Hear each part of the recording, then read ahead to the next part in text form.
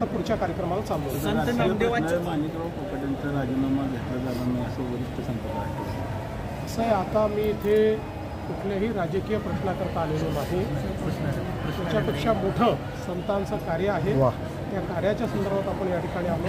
कुठल्याही राजकीय प्रश्नाला मी उत्तर देणार नाही. सर, पंढरपूरच्या किल्ल्यांचा युनेस्कोमध्ये समावेश झाला. आराखड्यावरून विरोध होताना पाहायला मिळतो या भागामध्ये. संत नामदेवांचा विचारण्यात आलेला आहे की नजर नष्ट करू नये आणि आपण तुमच्यावर विश्वास आहे. पोटनिवडणुकीला पण दाखवला आहे, 2019ला पण दाखवला आहे, 24ला पण दाखवलं आहे. इथल्या लोकांना आपल्याकडनं अपेक्षा आहे. पहिली गोष्ट तर आपल्याला कोणाचाही विनाश करून विकास करायचा नाही आहे. सर्वांना सोबत घेऊन सर्वांना समाविष्ट करून आपल्याला विकास करायचा आहे. ज्यांच्या दुकानं किंवा ज्यांच्या घरांवर आपल्याला त्या ठिकाणी कॉरिडॉरमुळे जर काही कारवाई करावी लागली तर त्यांना अतिशय चांगल्या पद्धतीनं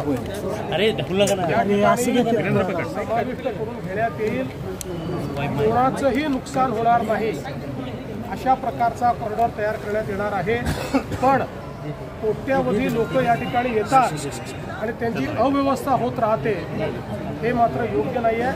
तर सगळ्यांना सोबत घेऊन आणि मला विश्वास आहे की ज्यावेळी आम्ही जनतेत जाऊ त्यावेळी त्यांचाही मोठा पाठिंबा आम्हाला मिळेल. कॉरिडॉरचा आराखडा एकदा पूर्ण झाला की सगळ्यांना विश्वासात घेतलं जाईल. आपण बघितलं असेल, काही लपवण्यात आलेलं नाही. सर्वांशी या ठिकाणी सरकारच्या अधिकाऱ्यांनी चर्चा केली आहे, सर्वांना प्रश्नावली दिली आहे, सगळ्यांची माहिती घेतलेली आहे. कुठेही लपून छपून काम चाललेलं नाही. जे काम आहे ते उघड काम आहे, उघड काम होणार आहे. कारण चोरी नाही आहे.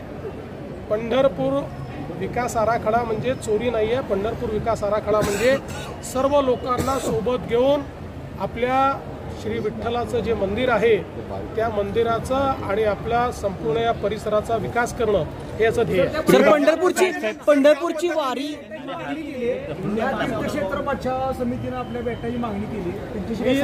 मी सगळ्यांना भेटीन, पण विशेषतः मला असं वाटतं की पुढाऱ्यांपेक्षा जे प्रत्यक्ष या ठिकाणी त्यांनी बाधित होणार आहेत त्यांना भेटणं हे अधिक महत्त्वाचं आहे.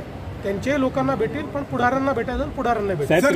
त्रिभाषा धोरणावरून केंद्रानं स्पष्टीकरण दिले, आता राज्याचं स्पष्टीकरण काय असणार आहे? इथे मी कुठल्याही दुसऱ्या प्रश्नाला उत्तर देणार नाही. राज्यपालांनी जी वक्तव्य केलेलं आहे की अशा पद्धतीनं भाषिक वाद झाले तर गुंतवणूक देशात कशी येऊ शकेल राज्यात, तर ही नुकसान. इथे फक्त आपण श्री विठ्ठलांवर, श्री नामदेवांवर, आई जनाबाईंवर बोलण्याकरता एकत्रित आलो.